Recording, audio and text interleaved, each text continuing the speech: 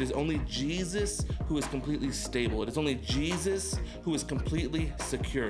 It is only Jesus who can withstand the storms.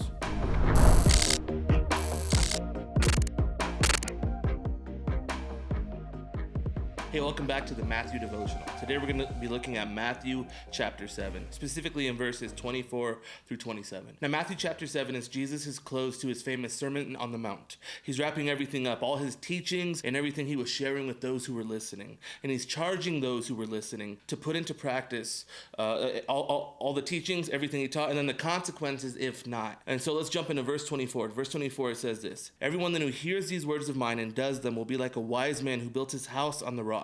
And the rain fell, and the floods came, and the winds blew and beat against the house. But it did not fall, because it had been founded on the rock. And everyone who hears these words of mine and does not do them will be like the foolish man who built his house on the sand. And the rain fell, and the floods came, and the winds blew and beat against the house, and it fell, and great was the fall." So Jesus is illustrating the importance of building one's life on a solid foundation. Jesus is using the metaphor of building a house on the rock compared to sand, which is a perfect example on the importance of discipleship and obedience in his teachings. You see, building on sand is easy. You just start digging and you place your supports, and then you can start building up. You probably get a better view because a lot of the places I've been to with sand actually have a great ocean view. The temperature is consistent, it's hot.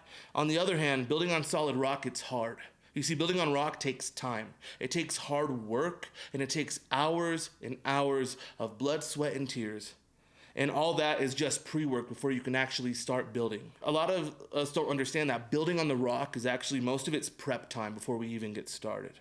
So why not take the easier option? Why not build on the sand? Well, because architectural structures were and are built on foundations of solid rock or concrete. Solid rock is not easily moved. It provides stability for the walls and for the roof. You see, without a rocky foundation, over time the ground will shift, and the house that's built on it, it'll start to move, it'll start to crack, and it'll start to fall apart. To avoid calamity, a wise man builds his house on the foundation of the rock. Now, Jesus is talking about actual people. He's actually not talking about houses. He's possibly speaking of the faith of believers or of people's lives in general. Whoever the intended audience, the truth is the same. It is only Jesus who is completely stable. It is only Jesus who is completely secure. It is only Jesus who can withstand the storms. All right, some hard truth. Are you ready?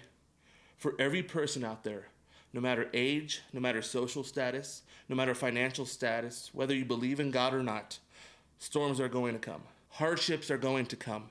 The rain is going to fall. And when it comes, it's bringing with it winds and flooding, and it will bash against the home you built. The question is, what kind of foundation is your life built on?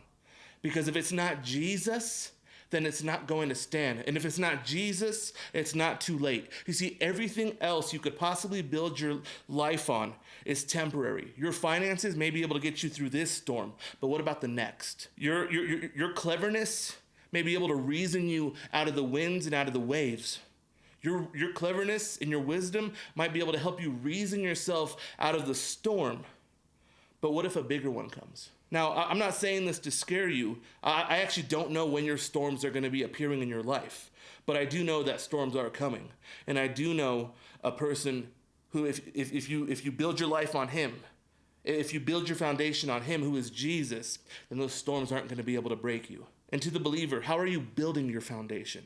You see, discipleship is continual growth, meaning that there's continual building your life on this rock. It's not just build a one-bedroom condo and you're done. No, it's building that solid foundation and continue building out, but not only out, but also up. Because growing in your faith means you grow your support deeper and deeper into your foundation. And as Christians, we should keep building. We should build our foundation in Jesus, but also build our house bigger, to help others through the storm and to teach them what it means to build on the rock instead of on the sand. Now, again, I'm not speaking of your actual home. What I'm speaking on is your life. You should be able to build your life on Jesus so well that your heart starts growing for people. You should be able to build your life on Jesus so well that your compassion starts growing on people. You should be able to build your life on Jesus so well that the love and the wisdom that you have in him, you'll be able to share with many others. So what are you building your life on? And for the believer, are you still